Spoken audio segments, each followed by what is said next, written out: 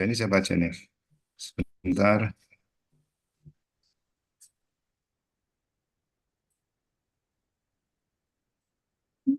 Mbak Ratna ya, Mbak Ratna. Halo Mbak Ratna.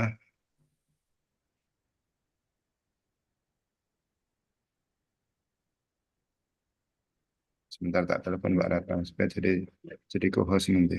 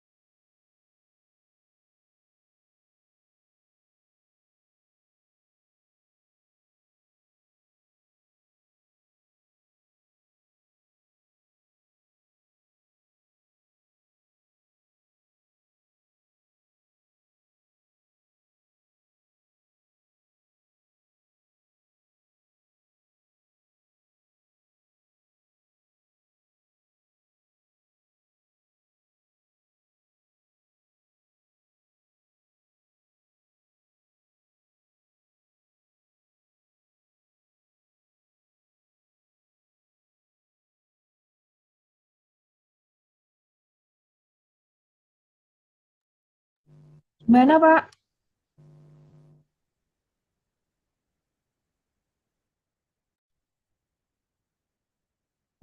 Mbak Ratna. Belum, Pak.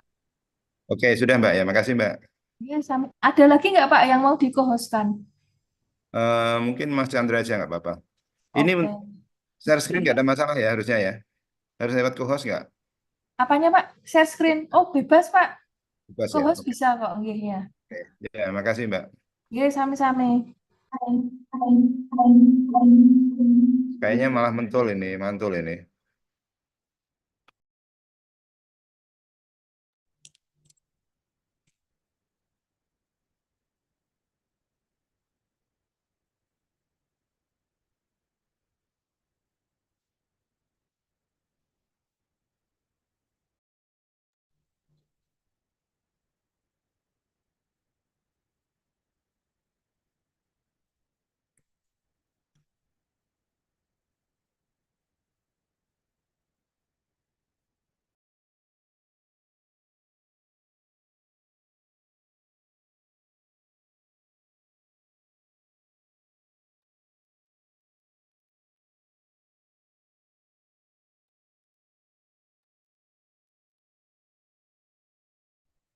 Cek cek tes satu dua tiga itu dikit mas speakernya lagi dikit lagi oh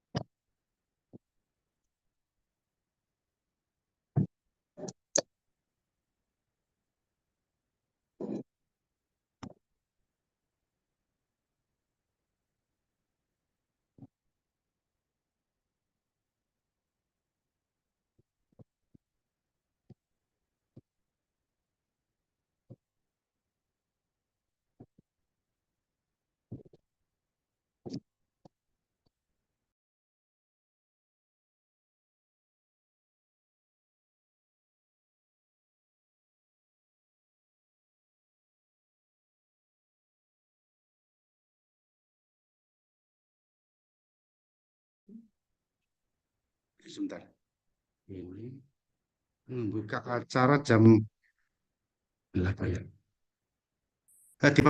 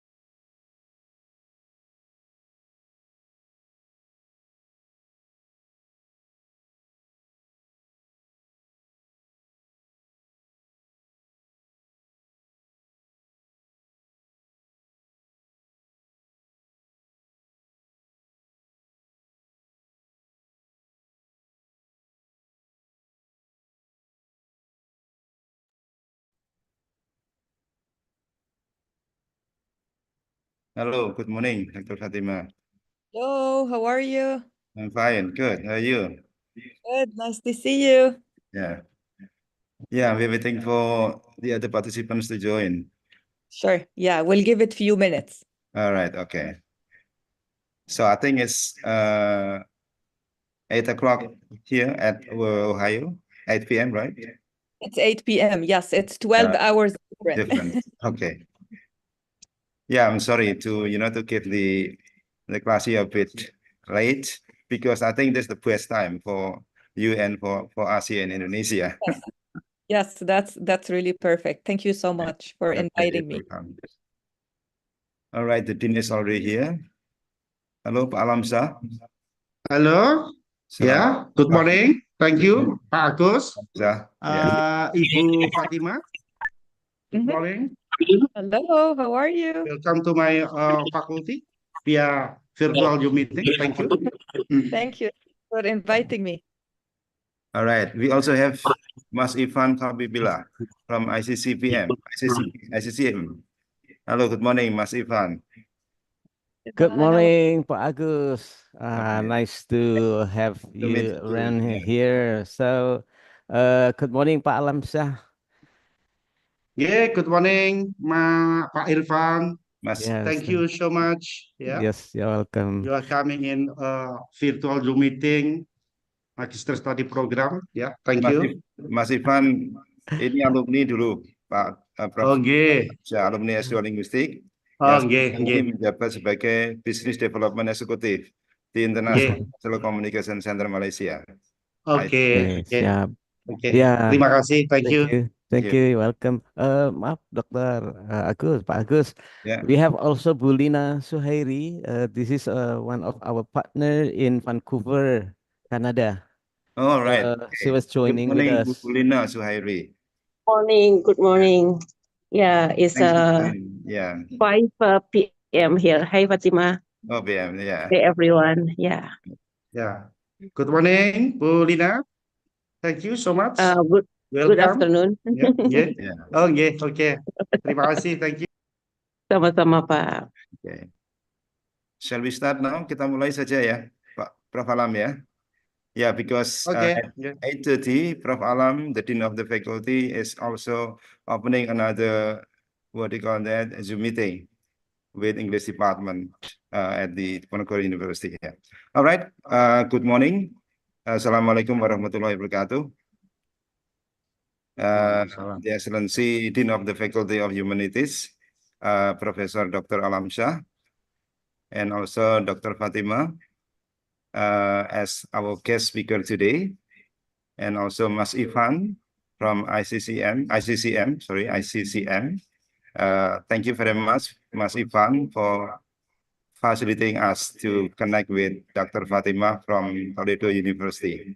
Yes, yes. Well, I Thank think, you. You're welcome, Doctor. yeah. Today we have a very special event because today we have a special guest from the US, from especially Toledo University, Dr. Fatima. Before we start our guest lecture today, I would like to invite the Dean of the Faculty of Humanities, Professor Dr. Alam Shah, to open this general lecture today. Please, Prof. Alam Shah. Yeah, okay. Thank you, Pak Agus Subianto, Dr. Agus Subianto. Terima kasih. Bismillahirrahmanirrahim. Assalamualaikum warahmatullahi wabarakatuh. Excellencies, the honorable guest speakers, Ibu Fatima Al-Dajani, PhD, from University of Toledo, USA. Thank you. The honorable Mas Ivan, and then Ibu Lina Suhairi. Thank you very much. The head of the Master of Linguistic Study Program, Bapak Dr. Agus Subianto, MA, who is also the moderator of this event.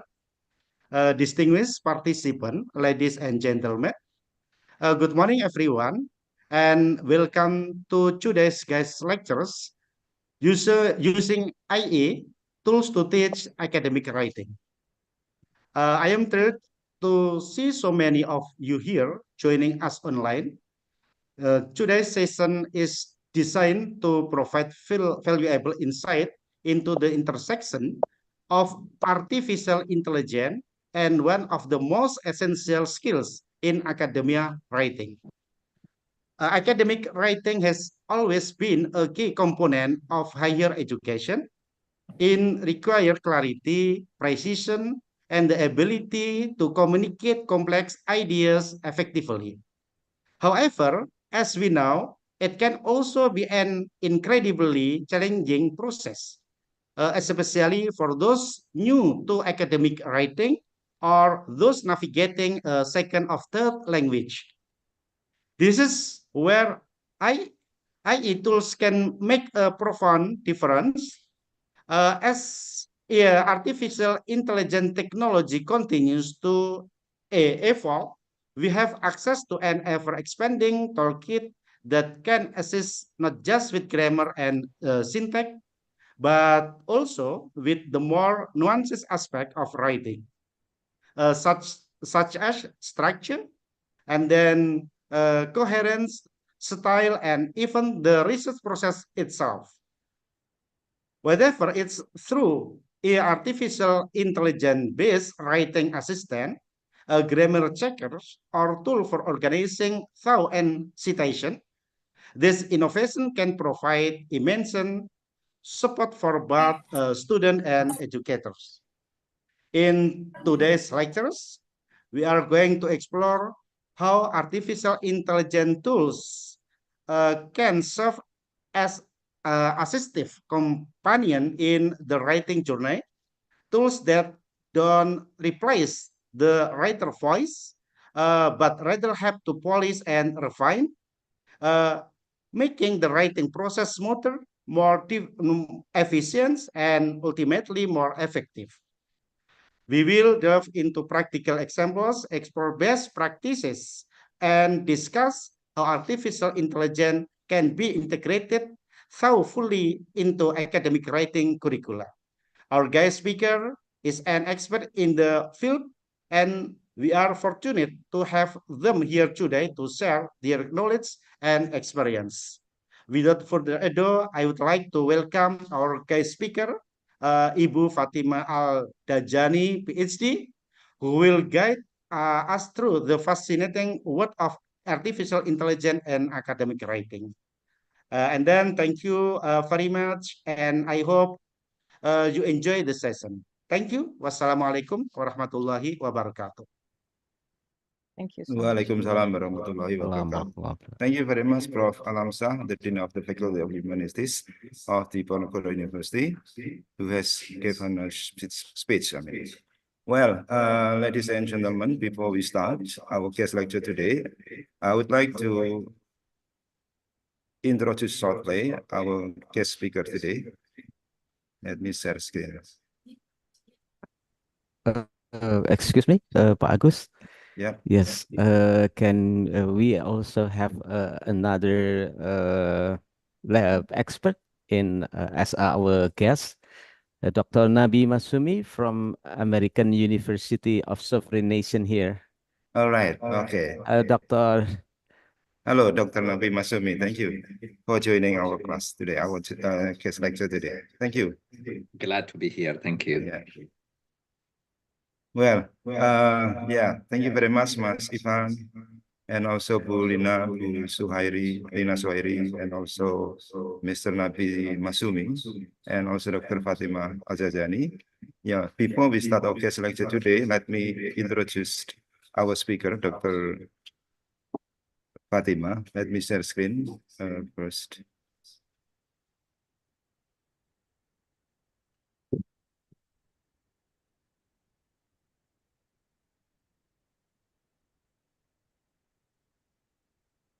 Okay.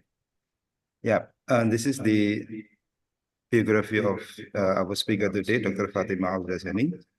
She is an experienced educational professional with over 7 years of expertise in supporting multilingual learners of English and fostering inclusive, culturally responsive learning environments.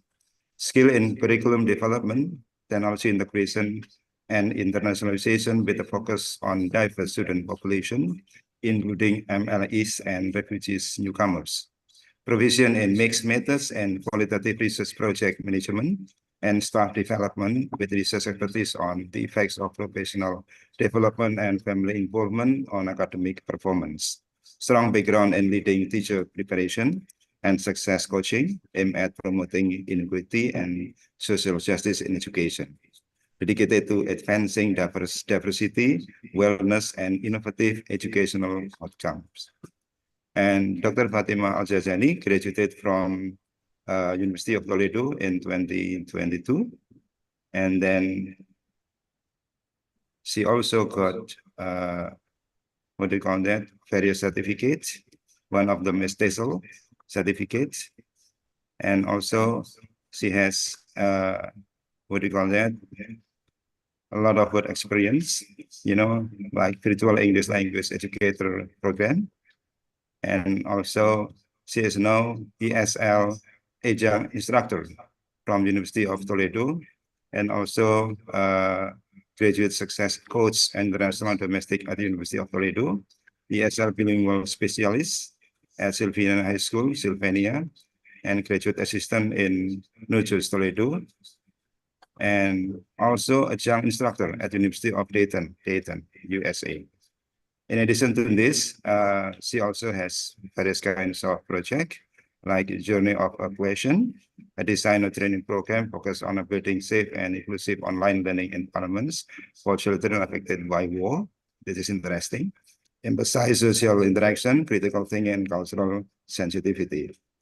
She also has a project of digital storytelling for empowerment, develop a project that encourages middle school students from the West Bank to use digital storytelling to connect their personal experiences with academic content, fostering critical thinking and cultural awareness. And she has given a lot of presentations here, that you can see from the slides, and also research experience, various research experience. And the last one is also collaboration and what do you call that, publication. All right, so this is our, what we call that, our speaker today, Dr. Fatima Al-Jazani, who is going to talk about using AI tools to teach academic writing. This topic is very important, which is a part of our program at the Master Program of Linguistics at Ponorogo University. So far, the issue of using IA has been widespread, so that almost everyone here in the world focusing on like academic writing deals with the AI tools. And today we are going to listen to the speech by Dr. Fatima Al-Jazani, who is going to give perspective on how to teach academic writing using AI tools so that we know exactly, the strategy of using these tools to teach academic writing, also to help us understand how also to avoid, for example, plagiarism. We do have that one, so that we will use the tools to conduct wisely in such a way that academic writing that we are going to produce will be on the right track, and then we can also develop academic writing very well. Well, to begin with, I would like to invite Dr. Fatima Al-Zazani, to give a presentation of around maybe 45 minutes. And after that, we are going to continue with question and answer session. Dr. Fatima, this time is yours. Thank you so much for this introduction. And thank you so much for having me. It's an honor to be here today and to talk to all of you and to meet all of you. It's my pleasure as well. So thank you so much for this honor that you gave me. And let me share my screen.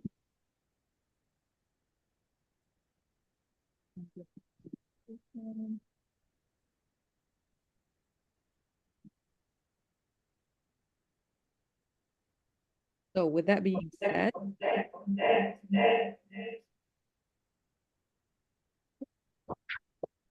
okay, are we good? Yeah. So welcome to my topic today. It's about using AI for teaching academic writing, like you mentioned. And just to go over quickly, what are we going to cover today? So at the beginning, I will give some background knowledge about what is AI, and what does it mean and what it came from. And then we have to touch base on something very important, and it's like always brought up when we talk about using using AI, which is some ethical consideration.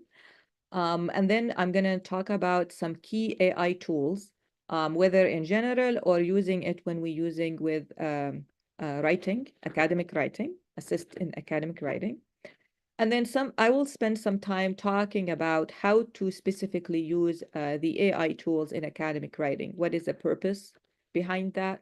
What are the benefits? What are some of the limitations when we use it to help with academic writing?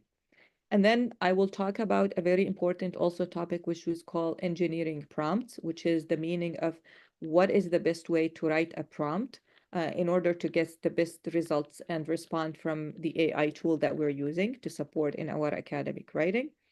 And then if we have enough time, we can do like a quick practice. Well, maybe I can send you to breakout room. If not, I can share a research that I have done, an experiment with my own student using AI as an academic writing tutor with my high advanced student at University of Toledo. And then we will leave some time to the end to answer questions if you have, or share comments or feedback. I would really appreciate that as well. So before we start, let's have this question. I know now that AI has become the norm, not only like in education, but in so many different sectors in our life, even in our own personal life. A lot of us have Siri or Alexa in their house. They talk to her or him, whatever personality or gender you have. So I want you to think for a moment as an educator, what is in one word you can tell me about how do you feel about AI in general? Doesn't have to be like a specific tool, but in general that it's part of our life. And you can type that in the chat. One word, how do you feel about AI? So we just can have some idea about what's the norm here in this meeting today. And we can monitor the chat.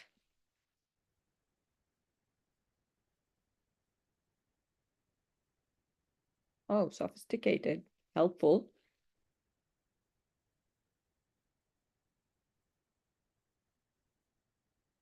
Two different feelings. Any more feelings that you like to share?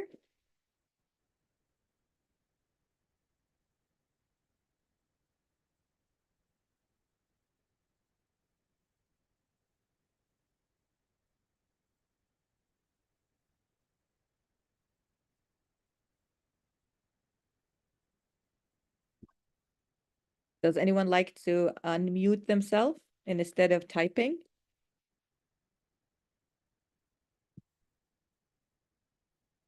Useful but difficult to teach. Okay.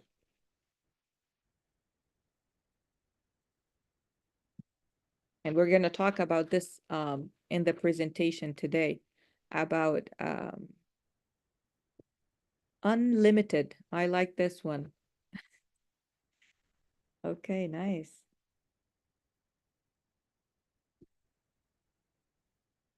We'll give it to unpredictable. Okay.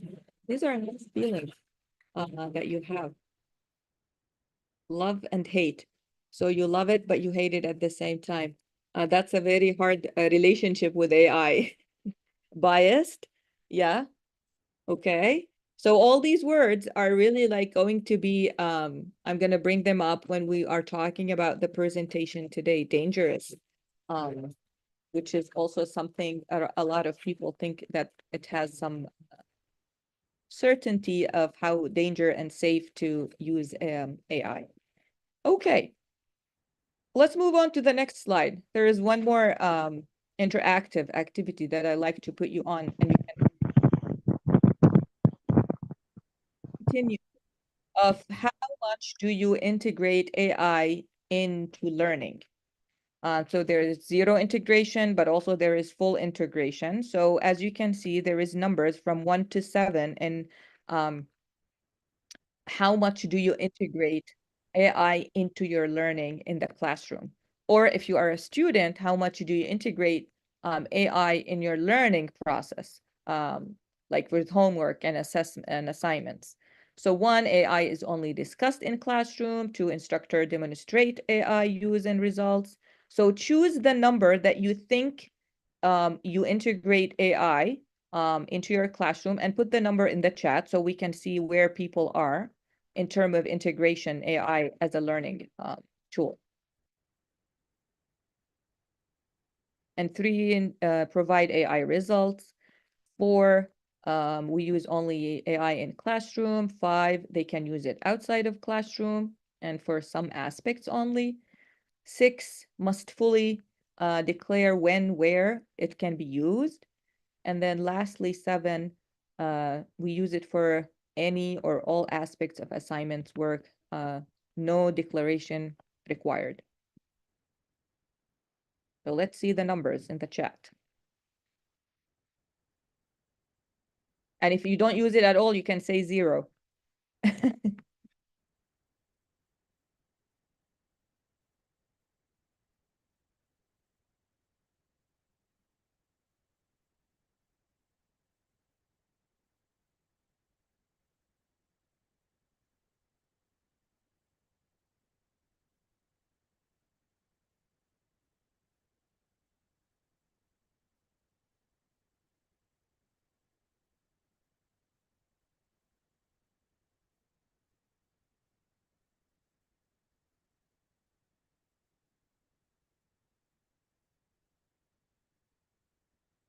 Yeah, you can only put the number like 1, 2, 3, 4. You don't have to write the whole thing. 5. Okay, so now we have 5.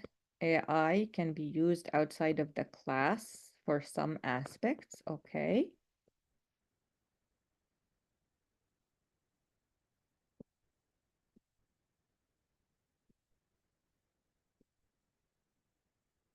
Another 5. Okay, so if you're not a teacher, you're a student, you can talk about your own teacher in the classroom, how much they integrate the learning. And if you're not a teacher or a student, you're a staff member, how much maybe you use it with your work, just to make sure that everyone is included in this activity. Okay, we will give it one more few seconds and then we will move to the next. Okay, another 5. Okay, so that's really good, interesting. So so far I can see that people are already using it and we're not like afraid from even just talk about it. So that's a good indication. That's good. Okay, so let's move to the next slide. That's another question. This is also another continuum about classroom practices. Do you block text generators inside your classroom? 2, do you introduce oral exam instead of essays? Do you accept handwritten papers only? Ask to write the first draft in class? Focus assessment more on originality and creativity? Number 6, expose the strengths and flows of AI? Do you train your student on the responsibility? Do you have a code and conduct? Do you use AI as part of your lesson planning? Do you encourage your student to use AI with certain tasks?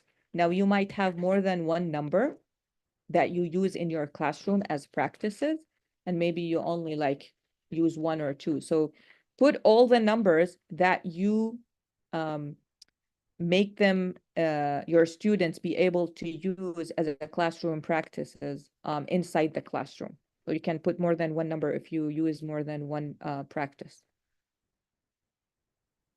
I'm just trying to see the people who are part of our session today, where they are, what level of integrating and using AI on their in their classes or learning process or teaching methods. Okay, so we have 6 and 7. So they expose the strengthening of AI and they train their students for the responsibility. Thank you. 2 and 3, introduce oral exams instead of essays. Okay. And they accept handwritten papers only. Okay, so they're trying to be on the safe side. Anyone else likes to share?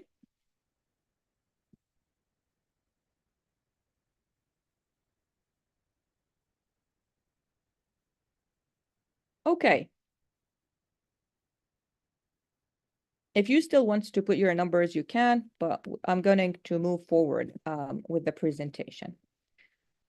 So as I said at the beginning, we have one person, 6, 7, and 8. Okay, which means we're on the like integrating in the classroom. So more into integrating the AI, which is good.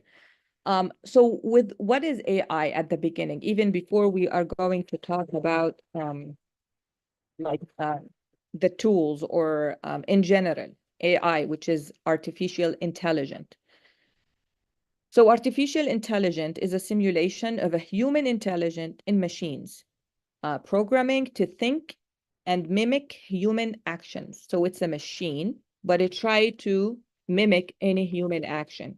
And this could be like learning and problem solving.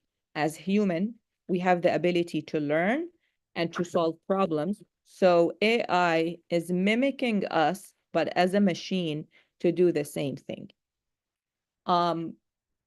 But to understand more what is artificial intelligence, we need first to understand how this technology was built, okay? And we're going to use this graph to look at it, or this visual illustration, where you can see there is subgroups inside of each other. And first of all, I will be talking about artificial intelligence, which is the bigger group, the broad one. And this is the broadest category.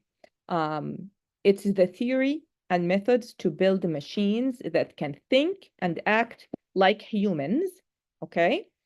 And the programs that AI exactly teach how to solve specific problems by providing precise instruments or instructions and steps. So AI will not be able to do whatever they're doing without having a specific instructions that has been fed into them. So that's how they can provide all these output that and the results that we see. So this is the first thing that we need to do, to know. The second group or subgroup is the machine learning, okay? And this means the ability for computers to learn from experience or data without human programming. And you can see this is the second category, which is this one, machine learning.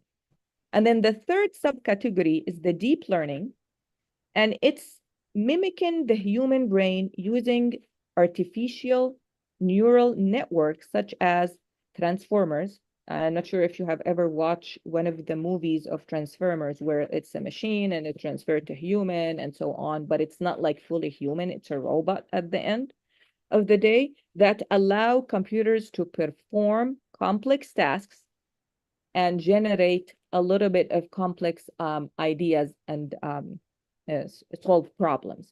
So it's more like how a human might think or use their brain in order to solve a problem when you give it to them. And that's the deep learning. Now, the last one, Noroist, is the generative AI.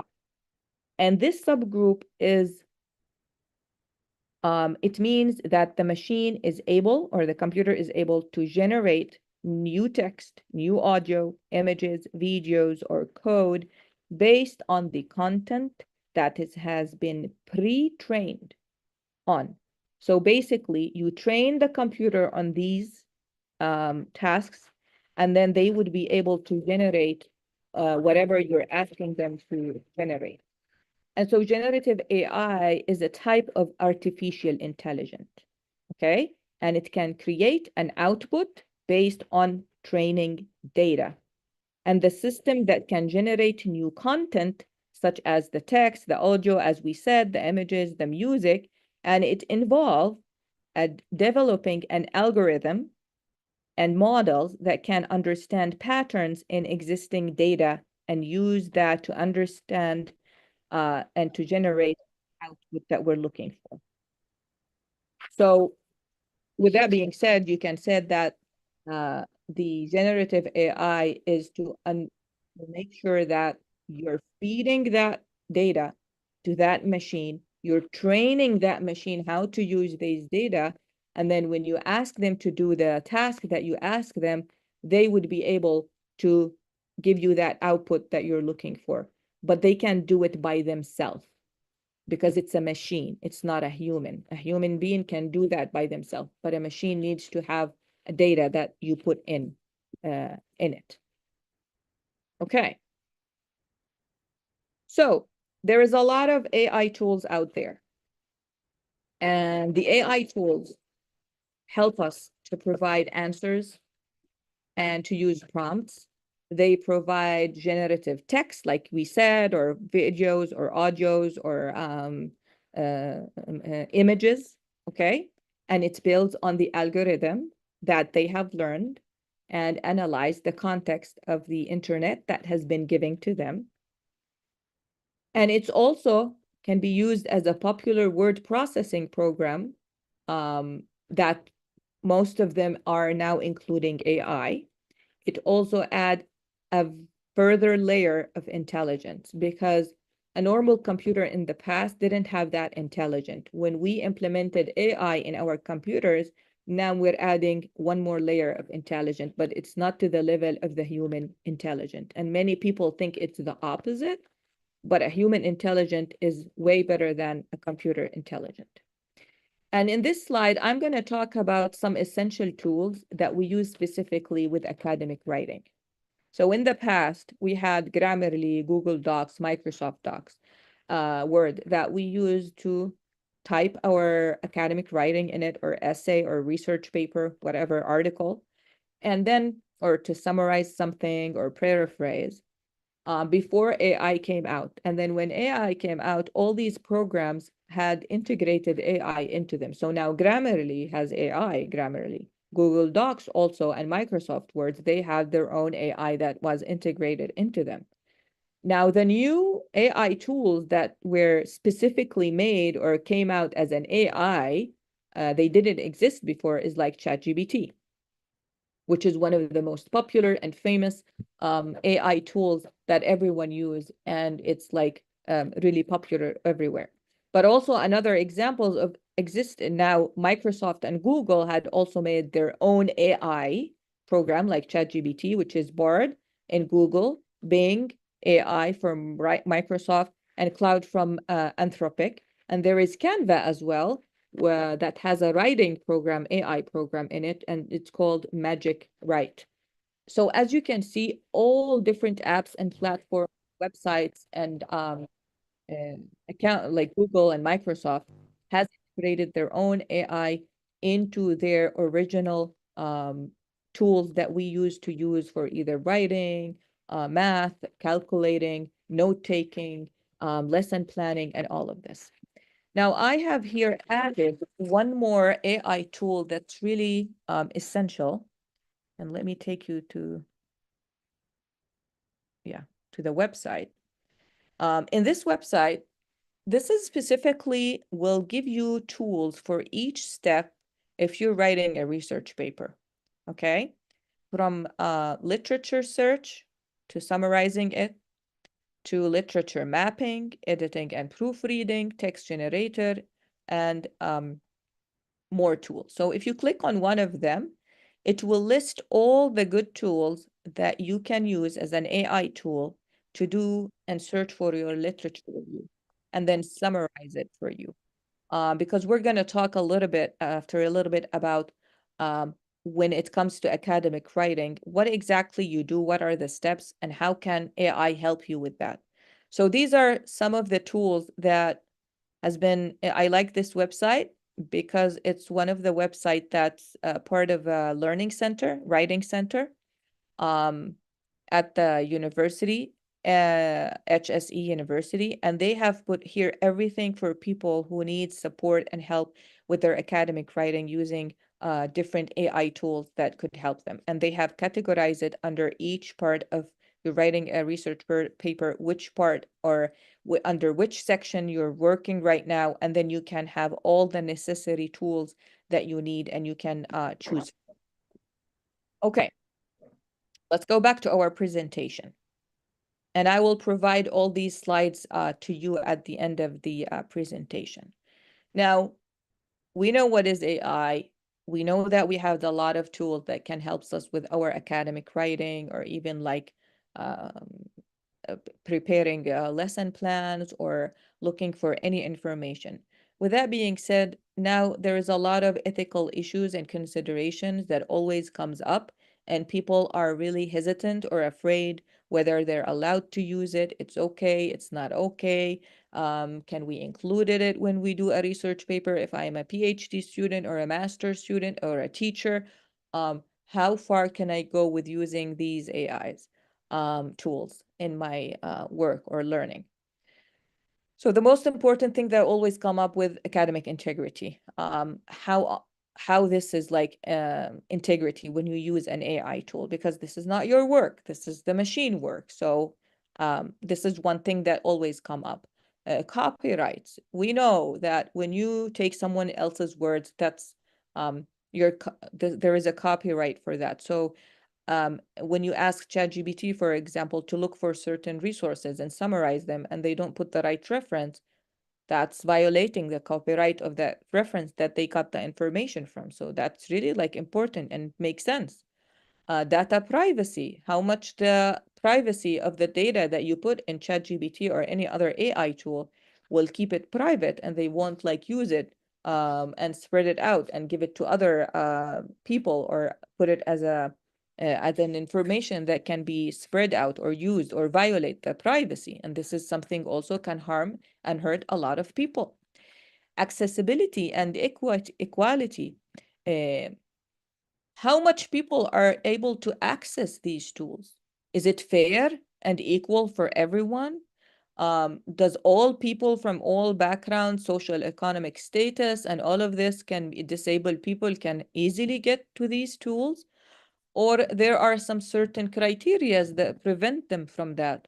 So now it's not fair that some people can get access to it and other cannot. So this is something also to consider ethically. Another thing is the over-reliance. And with that, we mean how much do you guys make sure that the information that you're using are accurate and they are 100% correct? It's not something that the artificial intelligence is hallucinating. We use that word with them, that they are making it more which is more information that they are not accurate. And this takes us to the next point, intellectual property. When people are researchers and scientists, and they write articles, and then this generative AI comes and write another article. It's not on that level of intellectuality. So now you are hurting these people who are highly intellectual, and they're writing these articles, and you're competing them with a generative AI who is not intellectual. And they might give you some false information, or the intellectuality of the paper is not on the same level. Also protecting a lot of learning systems with generated texts. When you use AI, how much are you protecting these systems? And this will take you also to the next point. Does the organization you work with has a certain policy that you make? Do you have a certain policy in your classroom? Does the department that you work with has a certain policy on how much you can use these tools? And if you violate any of these ethical rights, what's the procedures? What's the sequences? So this is all things that we all think about, we talk about, but we always just talk about them, but we don't take actions to make sure that we make people feel responsible and train them on what is the best way to use them and how to prevent all these ethical issues that might come out. And with that being said, I suggest that every teacher should have a policy in their syllabus at the beginning of each course if your organization or department doesn't have any policy for that. And I will show you the example that I found here. It's, yes, this is the example of the policy. And this is from University of Pittsburgh. I really like the policy, and I sometimes use something similar to it in my own syllabus, but this is where I got it and the place that I really find it. I did my own search looking at different policies on for the using of the academic integrity of AI. And the good thing in this policy is they have a lot of good information about using ChatGPT, because this is the most popular AI tool with our students when they come to write their own like writing assignments or academic writing. And they talk about what is ChatGPT and what does ChatGPT does. So they give them that background knowledge that need to be given to them so they understand what is it, what does it do, and as students, what's their responsibility? And then when they use the ChatGPT in a bad way or in a negative way, how it's affecting them. And when they use it in a good way, how it's benefiting them. So this policy is really like explaining if you violate one of so and so and so using ChatGPT while you're submitting your assignment, this is what's going to happen to you. And these are some of the statements that they just listed on putting on the syllabus. And this is another one. So they have more than one suggestion with a lot of sample classroom policies that you can explain to your student at the beginning of the semester. Because one of the most important things that you have to consider, you cannot hold people accountable on something if you don't explain what's your rules, what's your policy. They have the right to tell you, you did not tell us this at the beginning. So I always consider the syllabus is the agreement, like a document agreement between me and my students. This is what I will hold you accountable with. This is what I expect from you. So let's agree on that from day one. So whatever happened in the future, I always refer to the syllabus, that this is something we agreed on. And usually what I do is the next day in my semester or the first week, after the first week, when we meet again, or if it's like a everyday class, the second day we meet, I would ask them a homework to read the syllabus. And if they have any questions, and we discuss it the following day again, and I ask them food question. What about the policy of so-and-so? What about the passing grade? How many assignments do we have? And so this will make them feel that they are part of this process, of this agreement, and they have the ownership of understanding what I want from them. So they are responsible of their actions. Now, one of the things that's really going to help you with making sure that you're using a pedagogical way or method or approach in explaining what is AI and how much you can use it in your learning process is to use different pedagogical strategies. And the first strategy is you have to discuss academic integrity with your students. You cannot just ignore that or mention it and ask them to read it by themselves. You have to have a time in your class that you discuss academic integrity with your student, because that's really highly significant and important, because it involves discussion, engaging with the students, and you have conversation to raise that awareness, to encourage the responsibility and the ownership. And the second pedagogy is you have to be a role model, okay? When you use AI as a teacher, you have to show your student that in this slide or in this section of my lesson planning today, I used AI and this is what I did and this is how it helped me, okay? You have to display all the references from where you got a code or a study or a statistics, so they can see that you always cite things and you reference them. And when it comes to using AI, sometimes some teachers think I don't have to let my student know that I use it. I use AI and I tell my students, I tell them, one of the things that I like to use AI, it saves me time. Let's say I need to find an activity quickly and I didn't have time to find it. So I would ask AI to give me suggestions on what type of activity can I do with my students. Or maybe in lesson planning, they can give me feedback. So the way that I show them how do I use AI is one of the most important thing, is to be a role model to them inside the classroom so they can learn from you. The third pedagogy is to modify expectations of originality. Okay. How can we expect that learners produce something new and innovative without us showing them how the originality of what we have, we're not using it? Because when it comes to the AI tools are not creative and are not innovative. Okay, so we have to show our students how AI is not creative, is not innovative, that they have been fed certain information, and the originality of that innovative and creativity is not coming from them. So we have to ask our students to be creative instead of being original. So even if they're using AI, ask them to be creative with what AI give them, and how we can show them the difference between their output and the AI output. The fourth one is use authentic assessment task. So a lot of time when students depend on AI, AI does not have a life experience. It's not a human.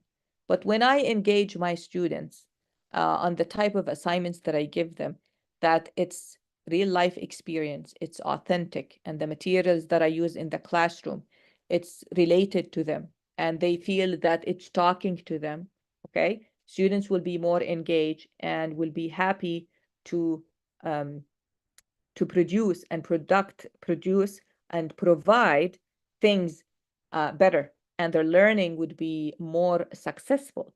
With AI, if they depend on AI, sometimes it doesn't give them real life experience. So change the way you frame your assignments, even your quizzes and your exams and tests. Make it projects sometimes, because with a project that is related to a life experience or a real world problem, that would make the student be able, okay, now I want to be encouraged to do this assignment without asking for an AI tool to do the assignment for me, or making someone else do the assignment for me, because it helps on reflection, promote judgment, creativity. And now when students are more engaged in these activities, so it's less plagiarizing, because they're talking about their own experience and they feel that they are the ownership of the learning process in your classroom. The next strategy to reduce using AI as a plagiarize or make them do the work for the student instead of them doing it is to give great instructions. It's really important that your instructions are clear and they are concise and there is nothing ambiguity. It's all clear, so they understand exactly. And one way that can help students to feel that things are clear to them is use rubrics. Using is a lot of time make students understand what exactly are you looking from them and what exactly you want from them in that assignment. So when you create your instructions and prompts, make students that they are understanding it. And another way is make students create the instructions of the assignment. Give them choices. They feel the ownership, the autonomy. And so they don't have to use AI anymore to do their work. So this is another pedagogy. One more thing is decide which AI tools to allow and when. Oh, this is one of the things that you respond to the question that I asked you at the beginning. It's really important. Yes, I can tell you, you can use AI, but under these circumstances. And these are the times that you can use AI. And when you're clear about that, students would, okay, now I know what my teacher is, the rules and the norms of using AI in their classroom with the assignments or anything else. And the last one is dictating and sensationing. If you suspect that a student has done any type of plagiarism, you need to report that, but you need to have also an evidence to that. And you need to make sure that you dictate that. You can't just have the assumptions of that my students plagiarize. I know sometimes you can tell easily the difference between what AI has written and what your student level of writing.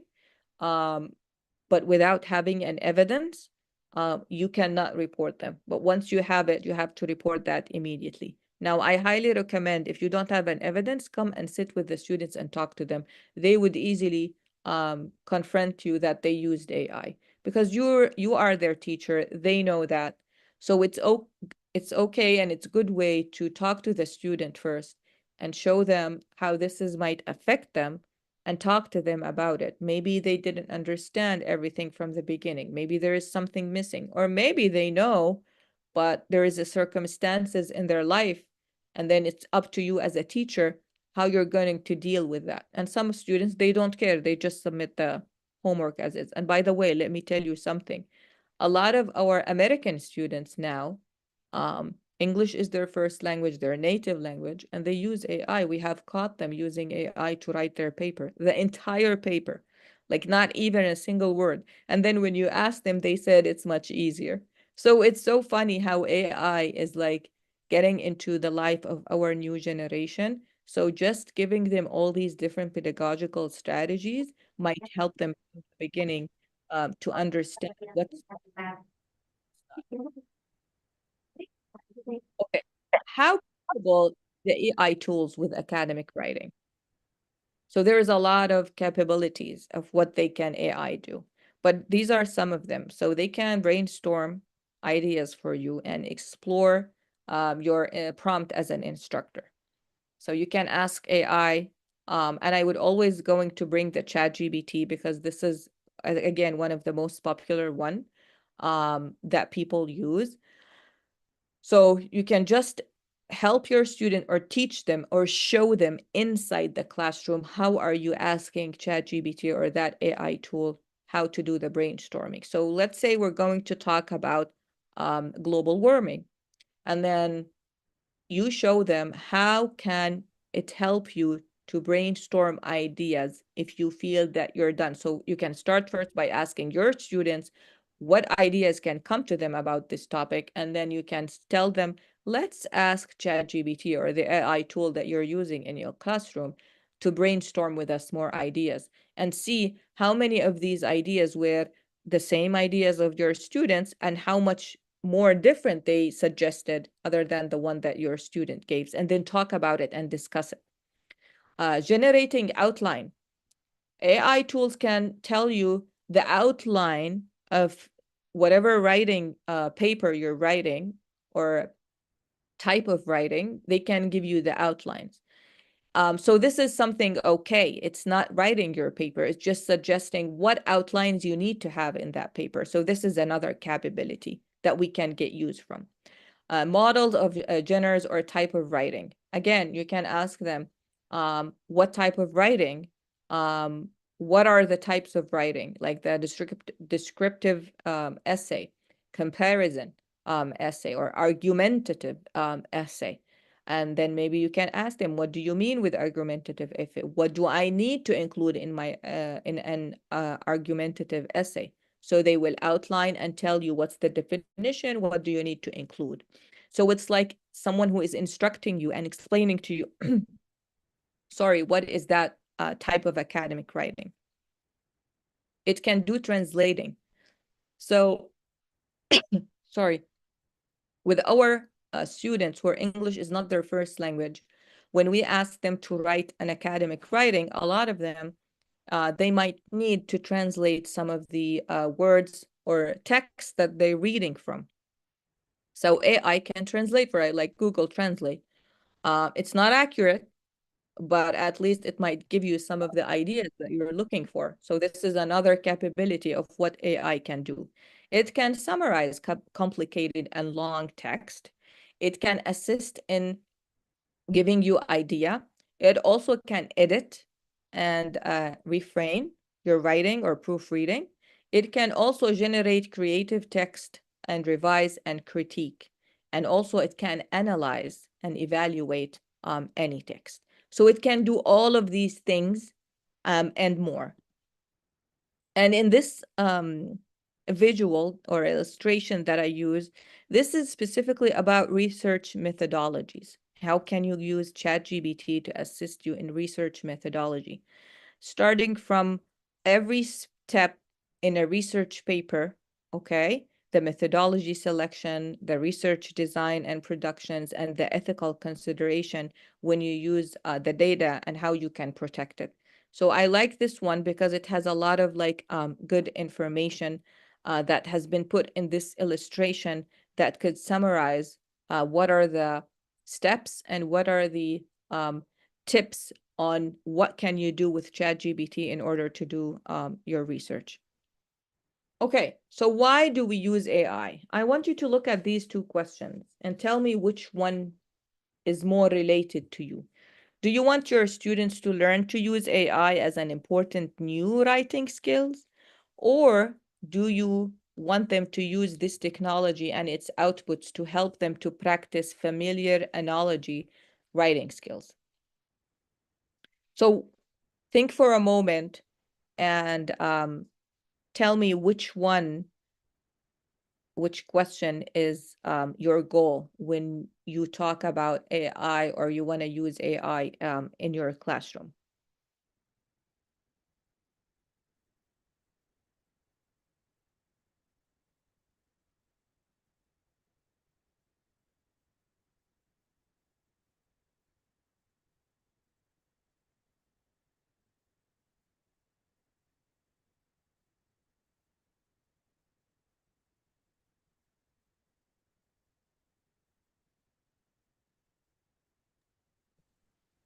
Sorry, interrupting, Dr. Fatima and Pak Agus.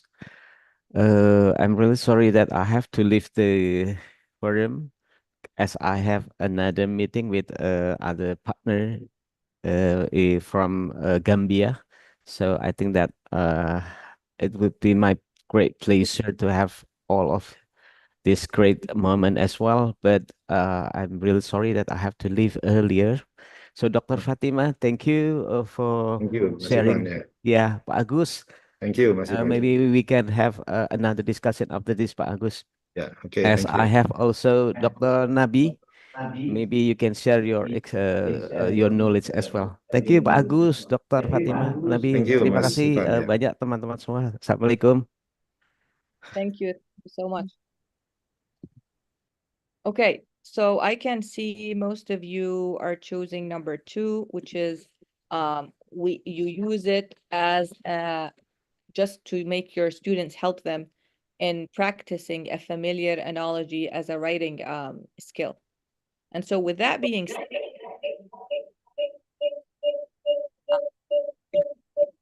AI as a writing tool, as an assistant, I mean, writing tool with academic writing.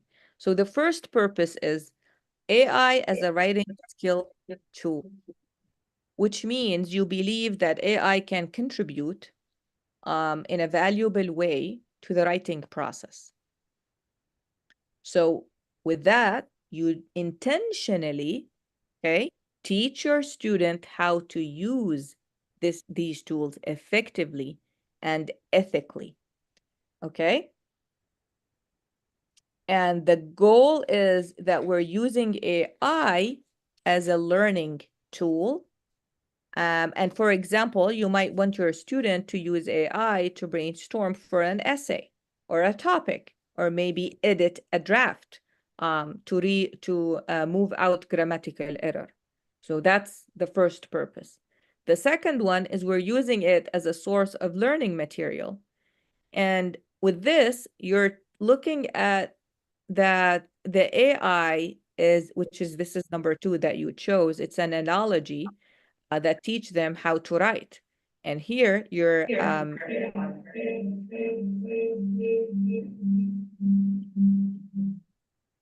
to use it as an assistant with generating a text.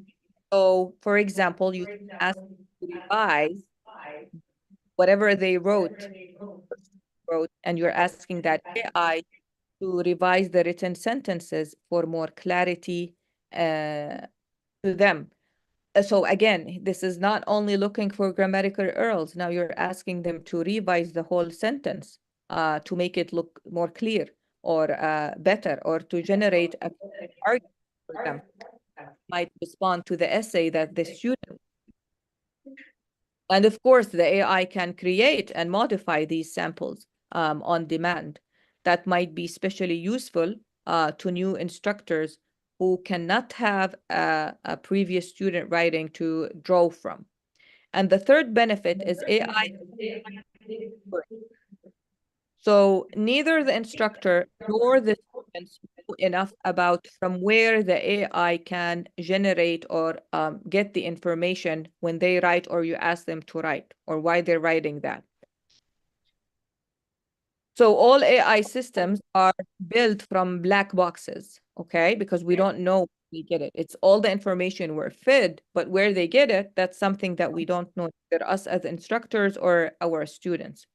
And we are limited to understanding how we can prevent from giving them like specific guidance for our students. So having the students experience that while using the AI tool can help the students to be more capable of understanding the limitation and the bad sides or the side of using AI, and what not to use and what to use. So when you use it as an inquiry, we can encourage our students to see how things can work and can get when you use the AI tool in the classroom. Okay, and this will take us to the many benefits that can AI as a tool generate and help us in assisting in writing. So the first thing, it's a superpower because it saves time. Machines are way faster than a human being. So when you ask them to write something, they can write it in seconds. It might take you days or hours to write it. So that's definitely one of the things. The other thing, it can customize the search and make it, which means make it more personalized. So depending on who you are personally, what are you ask them? So they respond to you personally. They're not responding to a bunch of students or instructors. It's you exactly who you are, and make it more personal. The third thing, it helps with analyzing complicated and complex data, like coding, qualitative research, and complicated and complex text. They can easily analyze it in a very short period of time, which might take you a lot of hours. And if we're talking about research writing, this is a good tool to use it as coding your data collection, or give you the themes, or analyze it, the data, and help you with that as an assistant, not to write it for you. And then provide opportunities for collaboration. You might say, how are we going to collaborate with AI? Well, when you are working with AI, it's like a peer review, but my peer review is the AI. And I can then use also give my paper to my peer, and then we can give it to the AI and it can give a suggestion. So you're building that collaboration, that you're not working by yourself individually, you're creating that collaboration part. Another one is to assist in generating topic and texts. I can use it to help me how to generate or create text or topics that I am lost on knowing what to write about them, what specifically to talk about them, like narrow your research question. May you have a research question that's very broad and you need to narrow it down. You can ask the ChatGPT or the AI tool to narrow it or to generate a more narrowed research question.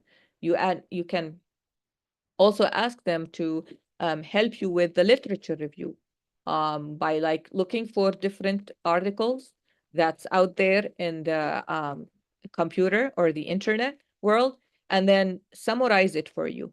Now, with that all being said, these are really good things that can help you save you time, get you the information that you're looking for in a very short period of time, give you what's the best method in your writing and how you can get it. But this also is has a lot of limitation. Your information that may give you might have a lot of error or false information or inaccurate information. Sometimes the AI tool might not find the information you're looking for or you're asking them to, so they start just generating and hallucinating with information that's not there even. The second thing, the citation and the quotes. A lot of time when I use that, they would give you false references, or there is no even this reference exists, but they just like created it out of nowhere. So as a researcher or as an academic writer, these are one of the most important things that has to be accurate. It has to be relevant to what I'm writing. So we need to make sure that we revise and go over after any information that the AI give us to make sure that it's right, it's accurate, and it's integrated. The third thing, limitation, is like the responses maybe contain biases. Oh yeah, a lot of the AI tools might be depending on what type of information have been fed. And I would bring a very relevant example. The first time that AI or ChatGPT came out, I remember I asked the ChatGPT a lot of questions, including what's their position of what's going on in Palestine. And the response was that they are oppressed, this is colonism, it's an occupation. After what happened last year in October 7th, suddenly ChatGPT started telling you that this is not an occupation, there is a conflict, and the Israeli has the right to defend themselves. So it depends what type of information has been fed in that system. So there is a lot of bias. With a lot of other topics, it's the same thing. So we have to be careful when we get the information, we read them again and again to make sure that they are not biased. Because us human, we're sometimes biased, but also the AI, that means we are the human are feeding the data inside that machine, like we mentioned at the beginning. Risk of violating academic integrity standards, and we have talked about this at the beginning. So yes, there is a huge risk that our students can violate the academic integrity of copyrights, of claiming that this is their work, academic writing, and it's not. Okay, but here I would like to mention to something. It's okay to tell our students, if you insist in using the AI information, what they have written for you, that's fine. Put it in your academic writing, but put the reference, it's AI or ChatGPT.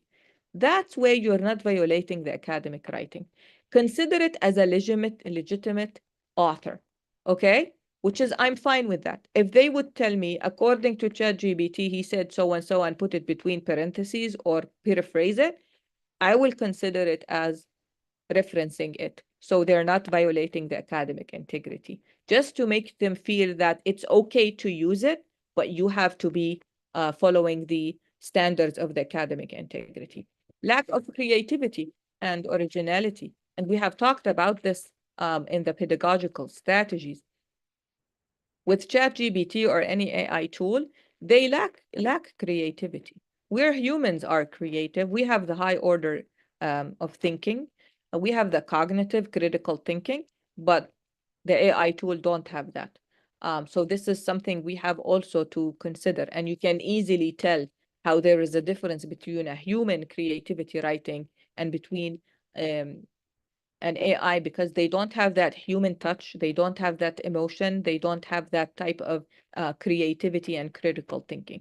And the last thing, which is really, it's also, means it's not available for everyone, the cost of its implication. They will give you like the minimum use of any AI tool for free, but it does not open all the premium services that you can get, and it's costly. Like, for example, ChatGPT is $20 per month, which is a lot. Not everyone can afford that. And the free one could do like a limit amount of prompt per day, and whether you can upload any documents or ask them to do like imaging or all of these things. So this is also means it's for certain type of people. It's a little bit racist that you cannot make it accessible to everyone. So this is another limitation. Now let me go back before I talk about engineering prompt to the, okay, where is my mouse? I can't find it. Okay, there it is. I need to go back to these two slides because I believe one of the most important things with AI, the benefits when it comes to writing, is to give the feedback. And we talk about feedback. As a teacher, when you give feedback to your students, it's a big difference between when you give a very short feedback, which is like, good job, I like that, or no, this is not the right thing, or I don't like this.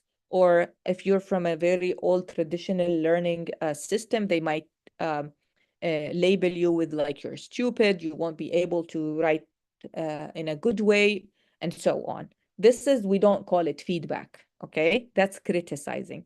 When it comes to feedback, it has to be an effective feedback. So as a teacher, you have to give that type of feedback where you are trying to improve and grow your student learning, okay? So you're helping them to grow, to overcome their weaknesses, and to find their strength in their writing. And so AI can do that job in a way that is really helpful, and it could save time to teachers if they have a lot of students, or maybe they have a lot of homework. So in the past, students will be waiting for maybe a week or so until you grade all the papers and you give them the paper back and they see the feedback, or maybe you can have a one-to-one meeting. With AI tools, this is one of the good benefits, that they can do the feedback in a speedy way.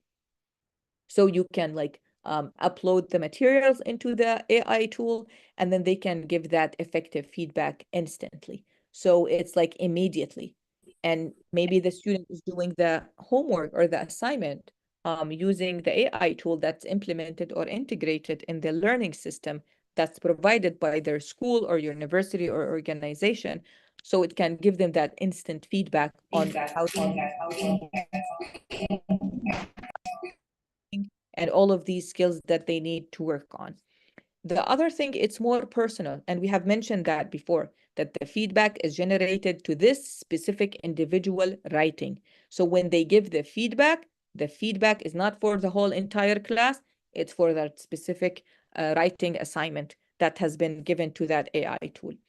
It's very specific because it will point exactly that this phrase or this sentence or this paragraph, they would tell you specifically how they need to be improved, what is missing, and what needs to be done in order to make it a better, or looks a better writing, or more productive writing. It's constructive, which means it gives you suggestions for adjustments. It doesn't just tell you where is the wrong thing or where is the error or what's missing, but it also gives you suggestions. How can you make it better? if this sentence is missing like a verb, okay, or it's a fragment sentence, what suggestions, what steps you can take in order to make it a full or a complete sentence, or what type of verb that you need to use. Okay, it's neutral. Okay, which means there is no feelings toward the person who is submitting their writing. So they don't have any feeling against that student. Okay, so they will give the feedback 100% the same to all the students that way will ask for the feedback. So they're not tired when it comes to the student number 10 or number 20. They're giving the same neutral feedback and the same level. It's robust, okay? Promote can ensure appropriate level and context. And with that being said, they would give them the feedback repeatedly and constantly. And no matter how much you give them more questions, when you ask them, like you put the first time the paragraph in the AI tool, and then you would ask for feedback, they will give you the feedback, and maybe you have more questions. So you send that question and they will respond, and you can ask more questions and they will respond. So they don't get tired, and they will keep it accurate. At the same level of how much you're asking for them to give you that feedback. And so that AI tool would keep giving that feedback on the same repetitive rhythm with a follow-up of clarifications. The other one that we have to know is it can identify to help students the blind spots in their writing, which means you can ask the AI tool, we call it omissions, which means, like, for example, you can ask them, what would a critique say I have left out? So with the blind spot, a lot of time, us as humans, we don't see what are we missing or how much we're biased, or where is something that we did not brought up in a paper or an academic writing. So when you ask the AI tool, okay, you would tell them, what can I critique, say that I left out, so they can give you that suggestion. It also can show you the flows, the blind spots of flows, which mean you can ask them, what are the 3 potential flows in my argument? Which mean fault. So flows, we mean with fault. What are 3 things that are wrong in my argument, and how can I make it a better argument? And this is something always we don't see when we do an argument, because we think our opinion or our part of argument is the right one. So we don't really look at the picture as a big picture. We only focus on what we see. So there is a blind spot, like the horse, when they have these 2 things that they keep their sight just to focus on one side, and they don't see the other side. So the AI can help you see the whole and big picture. Logical fallacies. Like, for example, you can ask it, where are my weakness assumptions? So in a academic writing essay, you can ask them, where are my weaknesses? So it doesn't have to be always, what did I do good? No, ask about the things that you know that you might not be paying attention to, or you're missing, or you have a weak in it. And it will give you exactly what are these weaknesses. Which sections might benefit from additional examples? And these are, we call them the holes or the gaps in your academic writing. If you're missing any additional examples or evidence or details, okay, or facts or explanations, especially in the body of the paper that you're writing with the academic writing, because you have to provide a lot of examples, evidence to support your details that is related to the main point or the main topic. So it can give you what are you missing and what holes are happening in your writing, and how can you close these gaps and holes. Okay. Now, this is really nice. It's so lovely that we have all these information. We know the benefits, the limitation, what are the AI tools, and all of this. But there is one important piece that without it, we won't be able to get whatever we're looking for to get the best of the AI tool. And we call it engineering prompts, which is the writing prompt that you will ask the AI tool to provide you with the feedback that you're looking for. And so with that being said, so far until now, we know that AI tool can be used as a feedback or an assistant or a tutor, okay? So it's not doing the actual work for us, but we're using it as an assistant, tutor, or coach, or to give a feedback. So if we can explain this to our students, I think they would be able to see that perspective that they never thought about, because always the reaction is, no AI is plagiarizing, AI is cheating, AI. So we have fear and phobia from using AI. So students try to prevent to tell us the truth, and we as teacher are hesitant to be transparent with our students. So when we explain all these like procedures, logistics, and practices to them, they would feel that trust, safe environment, where yes, I can use AI, I am a teacher, I use it, you are my student, we can use it, but we have to use it in the right way altogether. And when they see the results, it makes sense to them. Okay, so with engineering prompts, what is a prompt? So it's the original input provided to the AI, generative AI tool, to generate a response or a result from them. So, and initially, it's the text or instruction that you give to that model, the machine, the computer, the AI tool, the platform, the app, whatever. And it provides context and guides to that model or for the output, okay? And it could be few words, it could be a sentence, it could be a paragraph, depending on how much do you want to, this prompt, explain what are you looking for or the instruction that you want to give them. Now, the word engineering, okay, it emerged as a term for the many strategies and framework that can be employed when writing a prompt. So they call it the engineering, which means it's not only one prompt, it's a prompt that builds on top of each other. Like we mentioned, you can give the AI tool the paragraph or the text, and you keep asking them follow-up questions in order to get the best of the feedback that you're looking for. So it's an interactive process. So we have a conversation. So as if we're talking to someone else to get the best of how they can assist me and help me and guide me through my writing to have a better piece. So it's exactly like when you talk to your students about their piece of paper that they wrote about the academic writing that they asked them. So when instead you do that with a teacher, you're doing it with an AI tool. So that engineering part of the prompt, how they can design it, how to create that prompt is really important, because the way you design it, the way you write it, the prompt, it will give you the best results of what exactly are you looking for that feedback in your writing and the amount information that they can give you. So I like to use a framework called CLEAR by Lowe, and this is a professor at the University of Pittsburgh that she wrote this framework, and she come out with it. And she said, in order to write a good engineering prompt to the AI tool about your academic writing, the prompt has to be, so this is not the academic writing itself. You're asking them what you need exactly from them to look at your paper, okay? It has to be concise, which means it has to be centered on a specific task and does not include unnecessary information.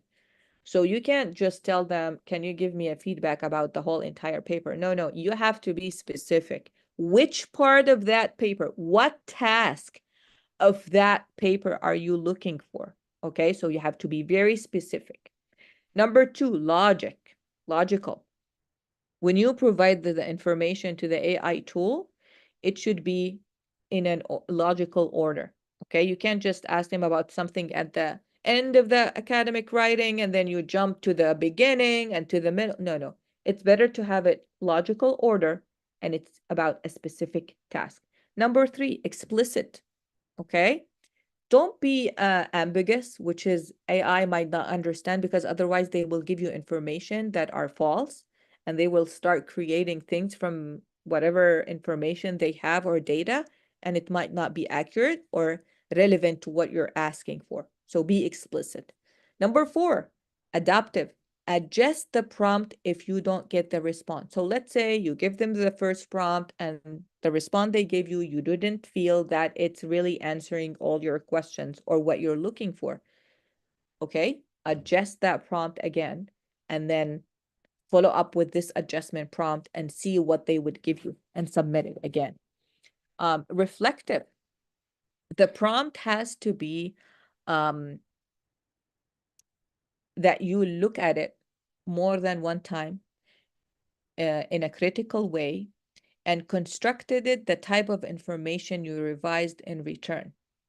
What did you notice about the way a particular generative AI tool responded to different type of prompts? So with that, let me say that in another word. If you're using ChatGPT to give you that feedback and you wrote a prompt and you give it to ChatGPT and they gave you a response, okay? Don't only depend on ChatGPT. Try to use a different AI tool that can give feedback, like a Microsoft Word or the Magic Write in Canvas. Ask them the same prompt and see the response and compare between these responses and see what's the results, okay, would be. Are they the same? Are they different? Did they provide you with different feedbacks? Okay. Are there something else missing? So the reflective part is really important with your prompt to see how different AI tools might respond to it. So clear. It's really important to remember that and teach our students about it. So how do we coach our students on how to write a prompt? Okay. As we said, be specific. So when pasting in text for AI editing input, avoid generic, broad, or vague questions. And I have here specific example. Is this good? What should I change? This is very broad and general, okay? So this is a bad example of a prompt. Again, we said it has to be precise and it has to be specific, okay? And for a specific task as well. So you can ask them like to point out spelling or grammar errors. So now your specific task, you're asking about specific tasks. You can ask them, please provide me or show me if my main idea or thesis has been written well. And if not, give me suggestions what I am missing. What do I need to add? What is missing? Because the thesis has to have so and so. What am I missing? My introduction. Does it have a hook? Does it have a thesis? Does it have a background? Tell me if I had all these tasks in my introduction. And if I'm missing one, what is the one that I'm missing? Okay? So now you're being very specific. Body paragraph, they're saying, I have the main idea, supporting details, examples, and evidence. Second main idea, third main idea, and I have all of these. Do I have the reference? Do I have the citation? So now you're asking them for a specific task, and you have to show and help your students to be trained on how to write the prompts. Ask for explanation. Ask them to to identify the blind spot that we talked about on the previous slide, or to point out potential flaws, errors in our reasoning, okay? And make sure that they are rational, or to clarify why it took note of a particular phrase or issue. So they have to explain or ask for an explanation when AI give them the suggestion, if they still feel that they need more explanation. So ask AI to identify these blind spots. Follow up. Okay, I don't understand the response that I get, so ask for more follow-up prompts and more clarification. Can you elaborate more on this specific thing that I did not understand? Don't ask about the whole thing again. Either you will adjust your prompt and put it again, or if there is a specific part of that response you didn't get or your student didn't understand, show them how they can ask a follow-up question about that specific part. And the last thing is, if your prompt does not yield the kind of response that you're expecting, revise the prompt and make sure it's more clear, whether the style, the links, the form, or the characteristic, to get a better response from it. Okay, now I'm going to show you some examples how some of the activities that you can use with academic writing with your students can help them practice their writing and editing skills. So the first one is compare AI with human writing. This is one of the things that I personally have done with my students, okay? So we usually give the students 2 pieces of writing, one by a great writer of a choice, and then the other one by an AI model imitating that writer. And then you tell the students to guess which one is the human and which one is not the human, okay? And then have a discussion with the students about the characteristic of the difference between human writers and AI generators writing. And the benefit from this is they will be able to explore the component of a great writer or writing. And what are some of the ways that AI text may have lack of or gaps or fall short of the difference of a greater human right. All these activities can really help your students be able to see. A lot of people, when they see and experience how AI is really not like a human, this makes sense to them. So they will use it in the right way. Another example is prompt AI for editing input. So ask your students to input a paragraph of their own writing into the AI tool, whether ChatGPT, Bing AI, or any other AI tool, and ask them to provide a specific editing suggestions to help them make their writing more strong or strengthen their sentences and make them more effective, clear, or concise. And then let them ask ChatGPT or AI tool to give them an explanation and the rationale for each suggestions. And then have the students to consider these suggestions and reflect on how they can revise their writing. And this is beneficial because it will help students get that personalized, immediate feedback, and it's practical, okay, to do the adjustment that they need to do. So, but here, make sure that that AI tool is not revising the writing. It's just giving the suggestions, because a lot of time when we ask ChatGPT, and I have shown that to my own students, we did this experiment, exercise, and the ChatGPT started, after they gave the suggestions, they started revising the whole text. And then we'd ask ChatGPT, we had to adjust the prompt and tell them, do not revise the text. Just give me an effective or constructive feedback without. So see how specific and precise and explicit you have to be, because this is a machine. Sometimes avoiding important information, they might think you want to have them. But no, we're doing academic writing. We don't want you to write for us. We just need that feedback. The last one is summarization practices. And this is one of the capabilities of the AI tools, that they can summarize the articles. So we ask the students to do the same and then compare between the 2 summarizations. And the good thing about this, that they can practice synthesizing materials, and they absorb how the AI can select particular materials differently. And with this exercise, what happened is they saw that how the AI machine added like extra information that wasn't even in the original text that they have to summarize. And the other thing, there was a lot of words that they took it as is, and they didn't say that this is like, they did not change it in their own words. They used the same words of the text.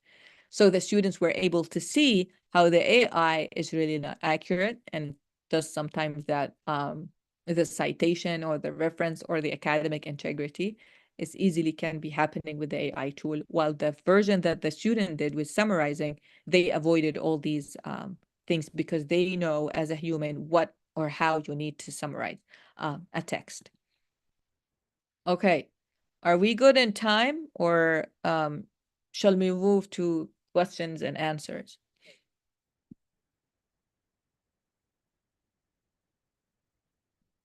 Because I can see there's some questions in the chat.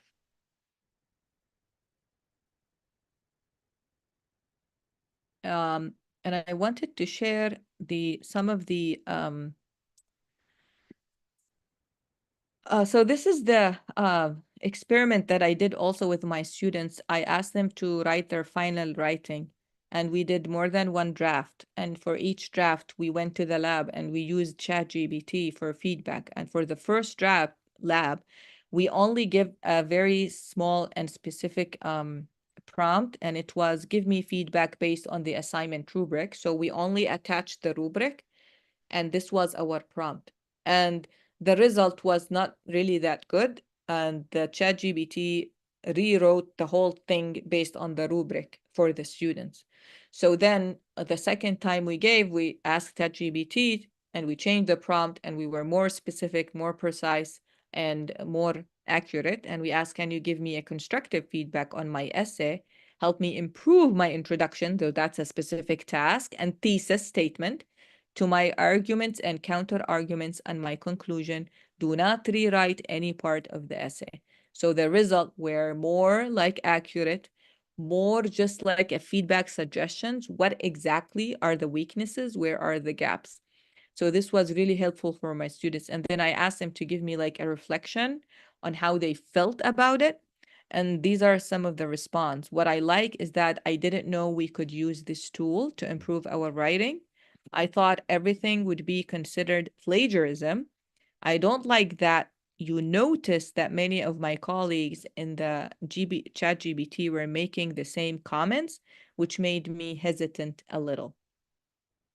And then another one said, one thing I like about ChatGPT activity is not only giving good feedback about my essay, but also give me suggestions to improve it. But also they didn't like that the ChatGPT rewrite my conclusion paragraph with the suggestions for improvement. So this was the thing that they didn't like. It wrote everything back to them, but they like how it gives them the suggestion. And I like this reflection, the first one, because that student really thought that this is something scary. It's a dangerous area. So they have to stay away and avoid it, but we can't. It's part of our life now.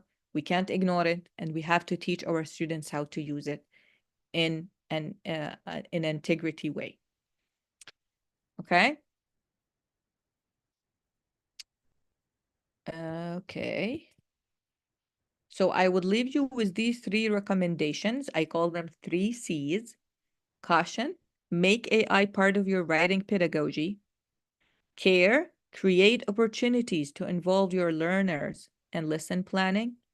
Consideration, which consider tools critically and together explore affordance and concentration on each tool and design prompts wisely. And I would tell you, encourage the challenge and use AI as an assistant rather than as a driven approach. And thank you for listening. If we have time, we can ask you guys to do like in breakout rooms to try the summarizing or paraphrasing, and then use ChatGPT about your ideas. Unless if you have used Clash, I would like to hear your experience, your reflections, what was your students' reactions, what did they say, what they didn't say. So I would really be happy to hear your own experience. All right. Thank you very much, Dr. Fatima, for your very comprehensive explanation on using IA to teach academic writing. Yeah, now we are going to open question and answer session. I think I saw in the chat there is a question. Yeah, in the chat room. Okay, let me check. We need to keep in mind to prepare for what about to come in the future of AI growth. We know how much AI grow rapidly this year, and we know the state of AI is still one of the earliest development. From that, we can expect AI will have much more capability in the future. How do we prepare for that? So again, as a teacher, one of the most important things, attend as much as you can of conferences and professional development. There is every day, there is a webinar or a workshop or a conference or, so this is really important because you need to be up to date. Otherwise, you're going to feel behind, illiterate, and the new generation is getting it more faster than our generation. So I really try my best that now I'm giving you this lecture, but I'm sure there is new things that's coming up now, this moment, this instant. So I already have, like, in the next few months, 3 sessions that I assigned or registered for about AI, because I don't know what's new, and always there's going to be something new. So grow yourself in order to help your students to grow. You have to have the knowledge to help them. Okay? Don't be afraid. Go into this field and this world with a brave and solid heart. Okay? There is a lot to learn from, and there is a lot of good things. But we have to teach ourselves and our students how to use it in a good way, which is all the pedagogies that I explained today, and use it with them in the classroom. Make them feel it's okay to use it. It's okay to see how it gives us. Show them examples, practice it together so they can see the difference. But this is my 2 recommendation. Educate yourself, don't stop, okay? And then the other thing, use it with your students in the classroom. Constantly, not only one time. And talk about it, reflect on it, let them discuss it. These are the most important 2 things. All right, thank you very much. Do you have any other questions, please? Yeah, I have one question, Dr. Fatima. Yeah, in my experience when teaching academic writing, I got some of my students just copy paste the the AI in their writing, and I can detect by using, for example, Zero GPT software. My question is that, is it possible that we also have another way to track students' work to avoid like plagiarism from AI? What is the strategy doing that one? So far, until now, as if of my knowledge, because in the department we talk a lot about this, there is no 100% accurate track or dictator for the plagiarism from ChatGPT.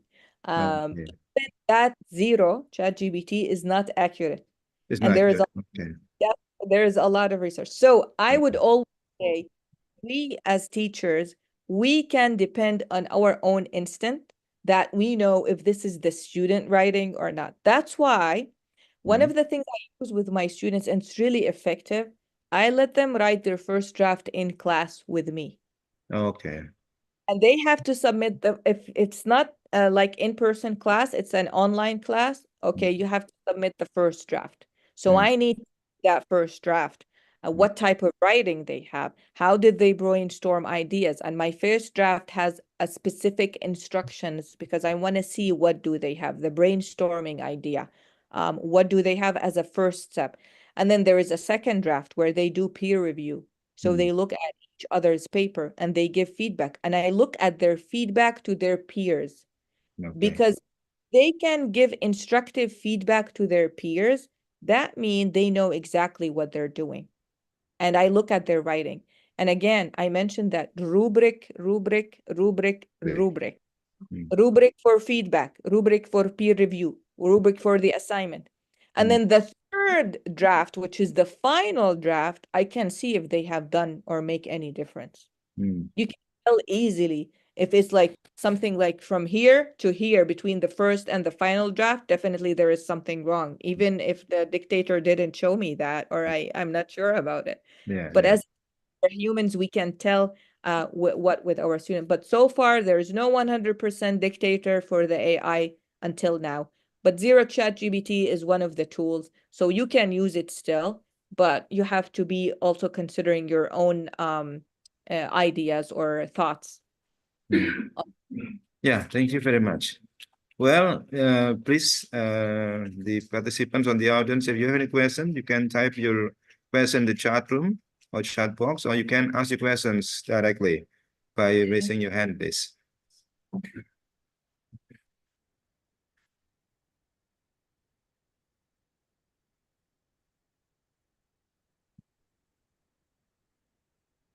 Okay, maybe here, Mas Didit. What do you think, Mas Didit? Do you have any question, Mas Didit? Yeah, here, the participants of this guest lecturers, are among students of Master Program of Linguistics. We also have some alumni joining this guest lecturer and also some lecturers. And thank you also very much, Dr. Nabi Masumi, for joining us. So one day I would like to invite you also to give talk. Talk to Mas Ivan already. I have a question to the audience. If anyone have ever used the like one of the AI tools, or they have like an incident with their students, what did they do? Like if anyone likes to share an experience, I think we learn from each other, and I like to hear from people to learn from them. Maybe you have something or a suggestions or a pedagogy or a strategy that I never heard about. Okay. Well, can I have another question, Dr. Fatima? Usually when dealing with like big classes, in our case, when I teach academic writing, usually there are around 35 to 40 students for academic writing class. The strategy of what you call that, managing the activities in such way that they can avoid doing plagiarism, can use AI wisely in such a way that we can anticipate some problem related to plagiarism, because it may be not easy to collaborate with the other student as well. If we have like big class, like of around 35 to 40 students in a class. And it happens in Indonesia because usually we have like big classes for academic writing or for English language skills classes. What do you think? So you're saying that because the participation number is so high, so you don't have the time enough to do those like experiments and pedagogy strategies with the whole entire class? Is it because you don't have like a computer, or they don't have access to ChatGPT, or what's the main problem? The main problem is that to give feedback to this big number of students is not easy sometimes. It takes time. Yeah, so this is what I'm saying. I know as a teacher, it's really hard for you to give that constructive feedback for each student of the bigger number. So now using the AI tool, okay, you can ask the students to do that feedback with themselves, then screenshot what they have and send it to you. You can look quickly at these feedback. If you find them that they are constructive feedback, then the student is good. If you think that that feedback wasn't good enough, you can ask the student to adjust their prompt. So I would, if you spend more time on teaching them how to write the prompt, or maybe you can have an example of a prompt that everyone has to use after they finish writing their first draft, and they will ask the AI tool for that feedback using that prompt that you created, that's specific, more explicit, and it's talking about specific task, then this will save you time, okay, yourself, to check the first and the second draft. So first draft, you ask ChatGPT with a specific prompt that you created. Second draft, ask them to do peer review to each other. And then you only read through the feedback and the peer review. And then the final draft is the one that you have to work on and spend some time on. So you don't have to work on like 3 different tasks for the drafts. You only do the last one. The first one of them with the AI, the other one with the peer review. I found this more applicable and will save time. And I'm not sure what learning system you use in your university, but there is some learning system like mine. If they submitted the writing online to the learning system, like Blackboard, we use Blackboard, it will give automatically the feedback to the students. Okay, yeah. So I don't have to worry about it because I have already implemented my prompt there for the, and then they revise it, the students. Final draft, I would look at it. Okay, yeah. Thank you very much. Yeah, there are some questions here. First from Prihandoro PhD, is one of our colleagues. Are there any key differences between AI developed on top of supervised and unsupervised pre-trained data? Oh, okay. Difference between AI developed on top of supervised and unsupervised pre-trained data. I am not sure about this, but again, with the AI world, there is a lot of things that with the data that it's not supervised, and it depends on who does put that data in. So with OpenAI, you have to look who is the people who made it or responsible of it or who own it. These are the people who will have the data that go into the AI. So who supervise it? It's specific people. So again, it's a human. It's us. Who is that human? What's their background knowledge? What's their biases? And that's what the data type they put in. So is anyone who can supervise above these? I don't think so. We're living in a world that it's not easily you can supervise everything that goes into the AI world, unfortunately. All right. And then thank you. Let's move on to the next question. Yeah, it's from Ibu Misaki, one of our alumni. Bu Misaki. Yeah, in my experience, I allow students to use AI during exam, but I told them to check and review after writing the answer. As for the questions that I require critical thinking, they still had difficulty answering questions. So I like this experience. Thanks for sharing that you allow your student to use AI during the exam. Like to give them the answers, or is it just to revise or give them, let me rephrase this, to give them the effective feedback of their writing? Because I think this is important, how they can make their writing improve or become better. But the second part of your comment is, as for the questions that require critical thinking, they're still having difficulty.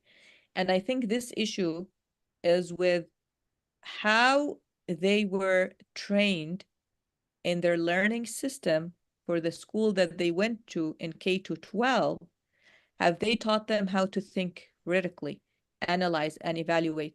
I'm not sure if you're as teachers, there is a theory called the pyramid of the Bloom taxonomy, where it starts from memorizing, to creating until you get to the top of the pyramid, the evaluating, or where your cognitive skills of critical thinking skills has improved.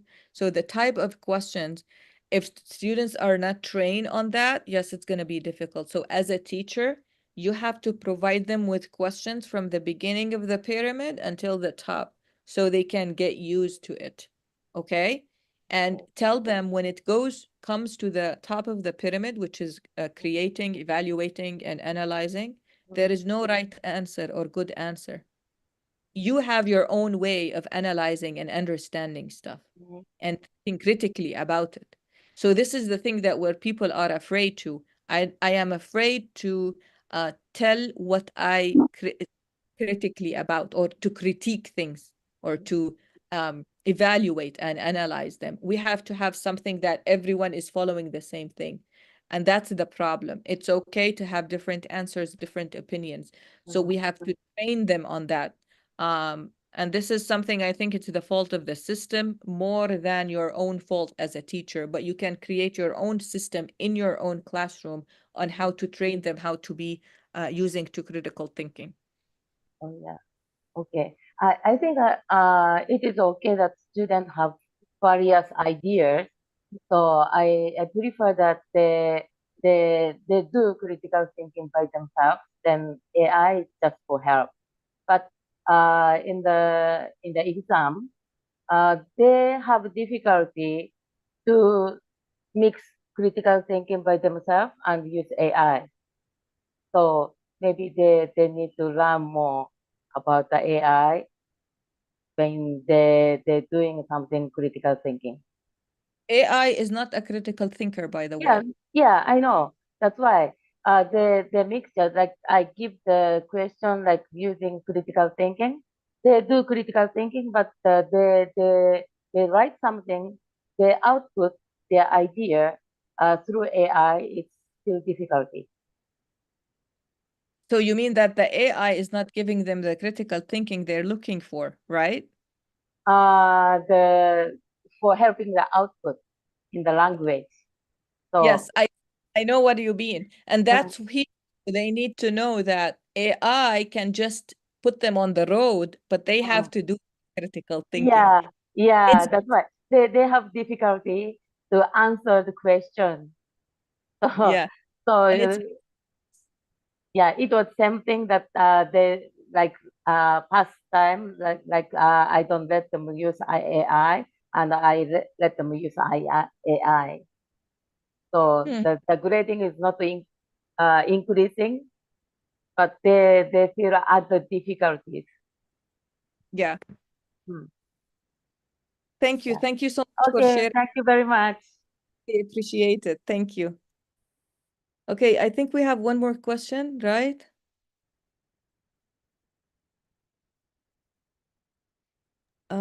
I would like to ask you, based on your point of view, how to teach students who are about to start writing academic.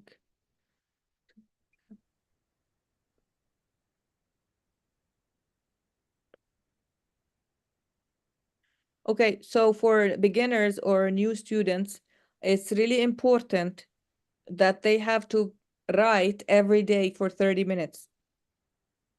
This is the first thing.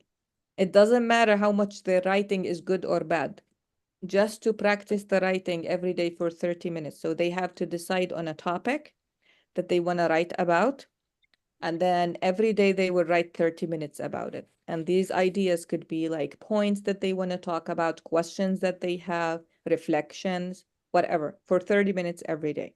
This is one thing. The other thing is you need to give them the outline of the writing that you're looking for. What type of writing are you asking them to write?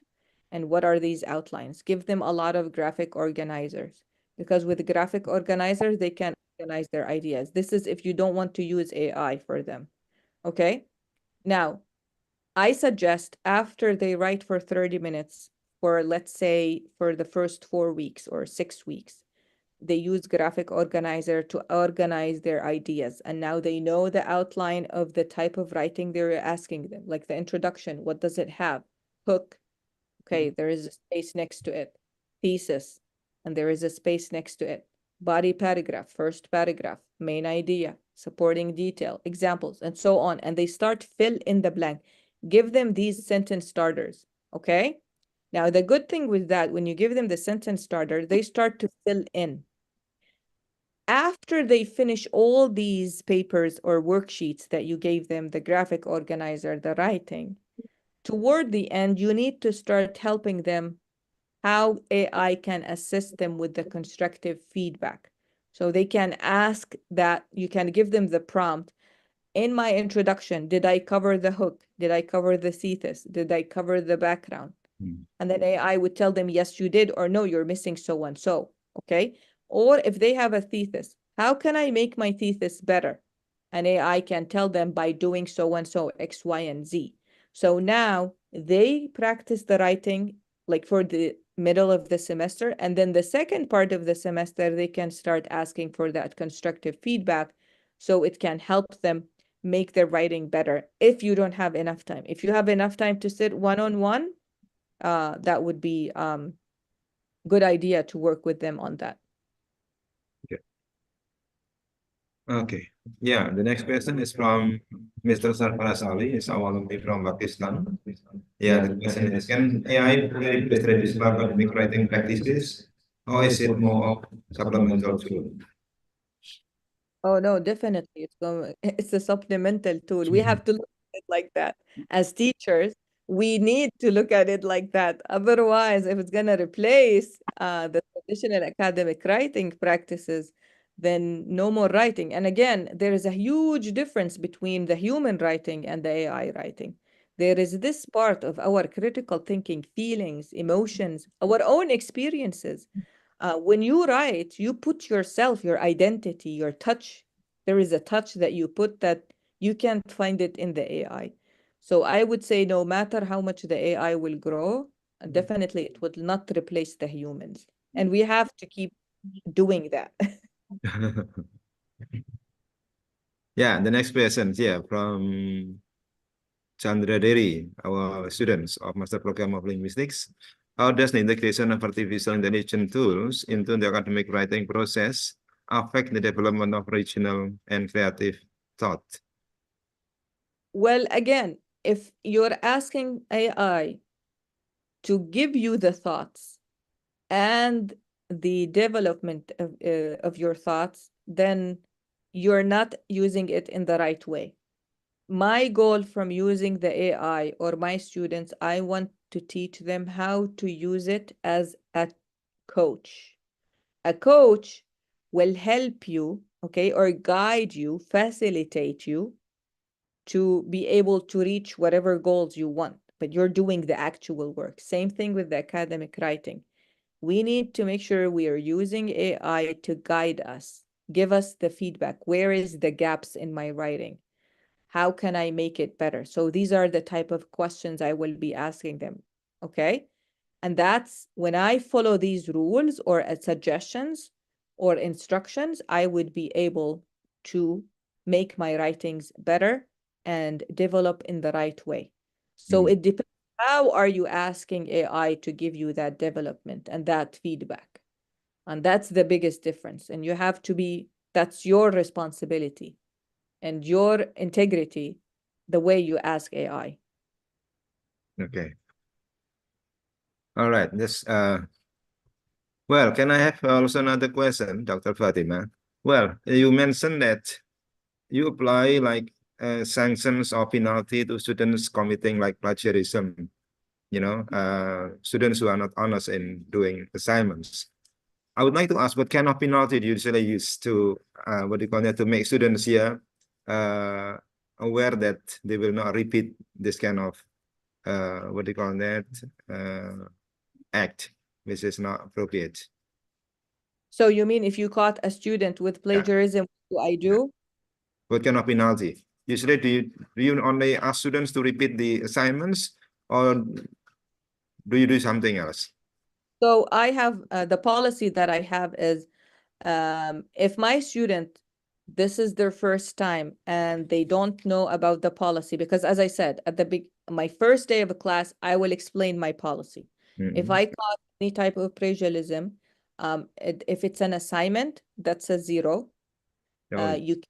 You can rewrite your assignment, give it to me. I will give you feedback because you deserve to learn, but I can't give you the grade. Okay. So I encourage you to do the assignment no matter what, okay? Because I can give you feedback, but I can't give you the grade because it's unfair. But that's for that specific assignment. Next time you still have a chance. Now, some of my colleagues, I know that they might fail a student the whole course, like for this, which is, I think, very harsh, okay? Because human makes mistakes. Yeah. Our job is to help our students how to grow and learn from their mistakes, not to punish them. Otherwise, they're going to feel so bad and they might give up. No, my goal, I want to help you how to become a better learner, how to learn from your mistakes. It's okay to make mistakes. But yeah, I will give them a 0 if it's if they know the rule policy and they did it purposely. Okay. I can a full grade, but I will ask them to write it and I will give them feedback because they deserve to learn. All right. Okay. Right. That's what you call that, very wise to apply that one. Give another chance as well to students if this is the first time. But if it is the second or the time, then there is no excuses. Okay. Of course. And again, because sometimes I teach reading and writing to my, like I would have the same student. So if that course they did good in the reading part, and they did the plagiarism on the writing part, I will only put 0 on the writing part, not the reading part, because they didn't do it on that part. So I just like to be fair enough to give them based on the effort and the potential work that they have done, and to tell them that let's learn from our mistakes, not to punish you. Okay. Yeah. That's how we. And do you also apply this policy to all students of any levels? Yes. Okay. Good. Yeah. For undergraduate and also postgraduate, yeah.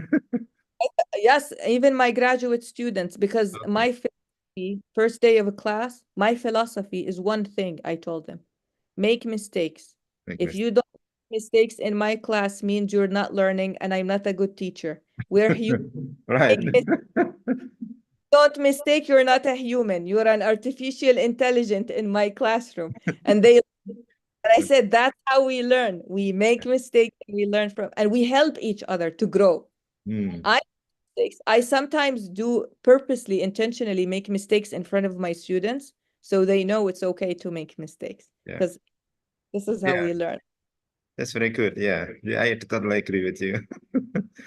Yeah, make mistakes. Yeah. Well, maybe one last question, if still there is a question. Here we have Mbak Izati. Do you have any question, Mbak Izati? One of our alumni as well. Silakan, please. Please fill out the attendance form, and then I think that's everything, right?